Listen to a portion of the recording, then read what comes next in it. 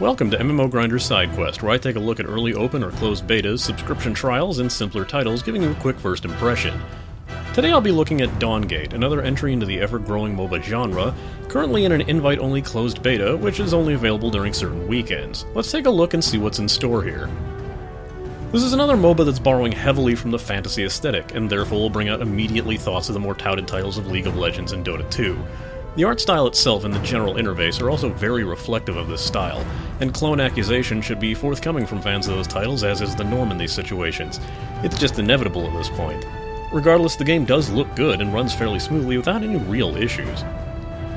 Sound reminds me more of the Dota 2, as the characters, called Shapers in this game, are very talkative, with commands being spoken in their voice, and each having their own set of phrases automatically spouted upon death, enemy kills, and so forth. Music-wise, I did tend to enjoy the music in this game, and it didn't really fade into the background as much as other MOBA titles do. It's refreshingly noticeable if that makes any sense, but nothing too far out of the norm. Touching upon the gameplay, it should come as no surprise that this game is unquestionably a Dota-style MOBA, and controls are almost exact copies of those. Q, W, E, and R for your abilities, right-click to move and attack, head to your base with B to shop for your items, aid your minions with tower takedowns, and destroy the base.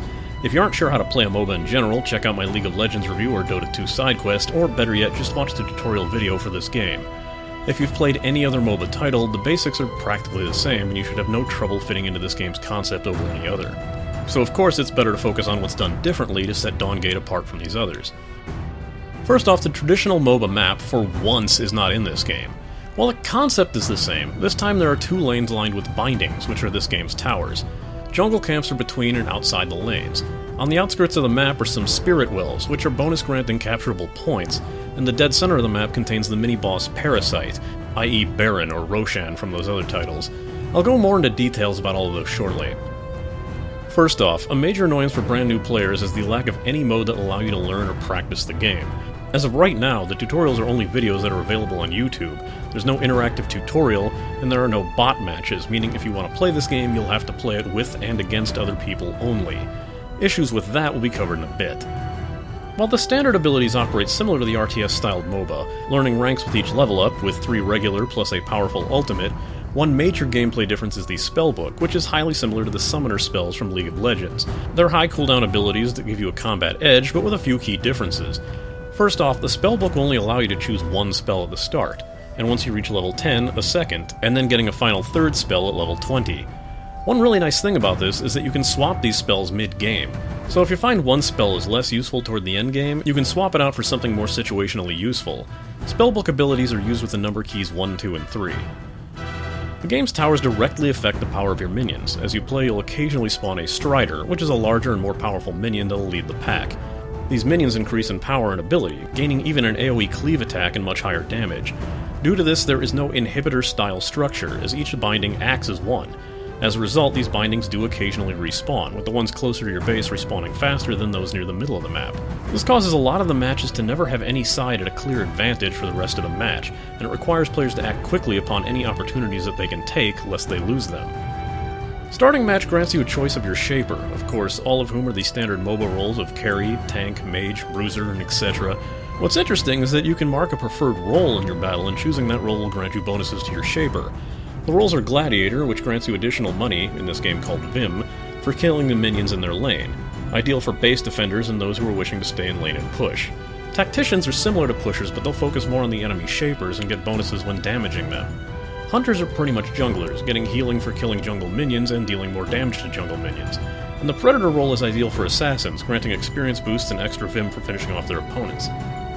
After deciding on a role, you can also choose a loadout, which will grant a stat boost from several preset types. In the future, it seems that this game will allow you to create your own preset loadout, but at the time of this video, you could only choose from a set list.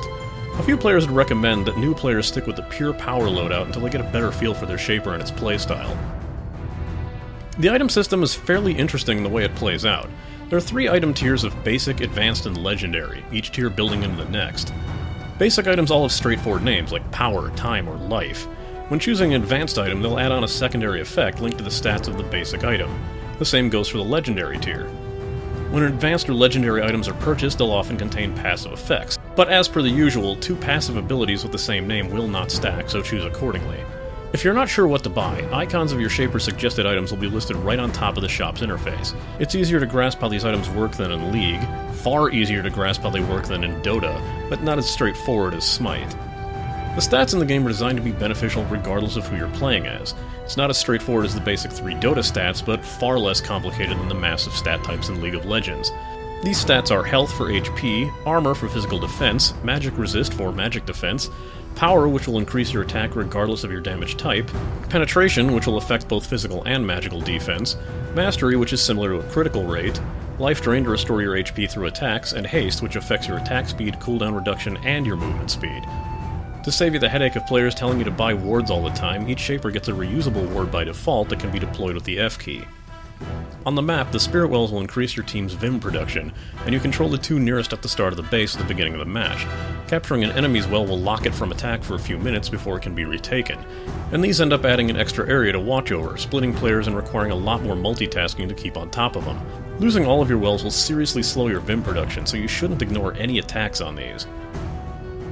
The center of the map contains the Parasite, who, unlike the boss monsters of the other titles, has multiple forms. The first form acts like a money producer. Killing the Parasite in its first form will only grant a Vim boost. Over time, the Parasite will strengthen into a second and third form, and that will grant an additional buff that increases damage and health regeneration. The Parasite is no slouch to defeat, and even a full team of 5 will have to put a good amount of effort to destroy it, as it does attack with crowd control and AoE attacks.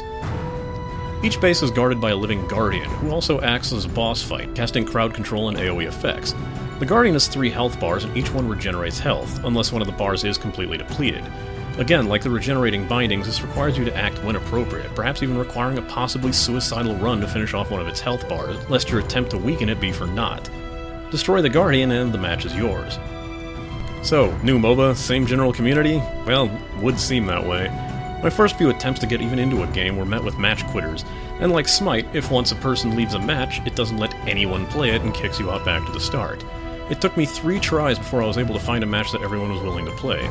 I'm also noticing that the results of my first match, as well as many streams of this game that I've watched, that matches won by surrender are painfully common, especially during a push that would have killed the Guardian anyway.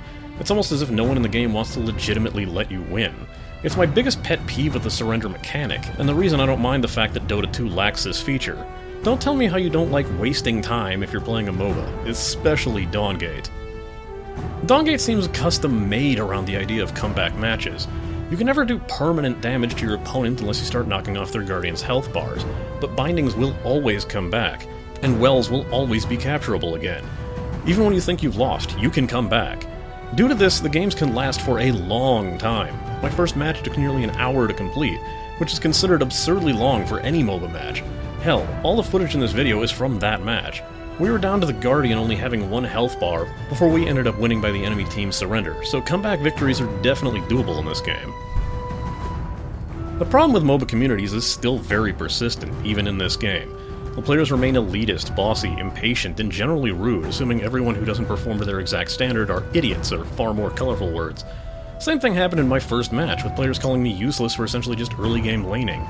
There's so much to keep track of, and without verbal direction beyond random angry map pings over my character, it wasn't helping me learn the game any better.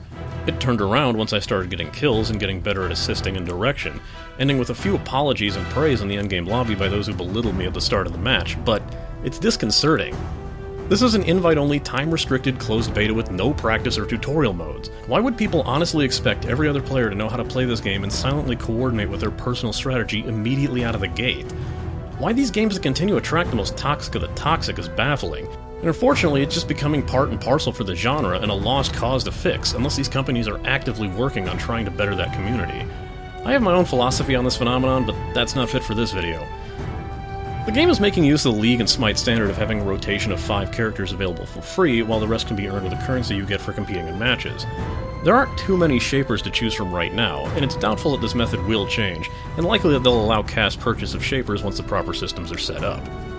Dawngate probably isn't likely to set the MOBA world ablaze with any real groundbreaking mechanics, but the differences are interesting enough to take a look if you're a fan of the genre, but looking to try a slightly different approach to the standard multiplayer online battle arenas. With fresh ideas to active player customization, as well as an active, ever-contested map that's not so easy to steamroll over, Dawngate is definitely something to keep an eye on. This has been an MMO Grinder Sidequest, and it's time I logged out.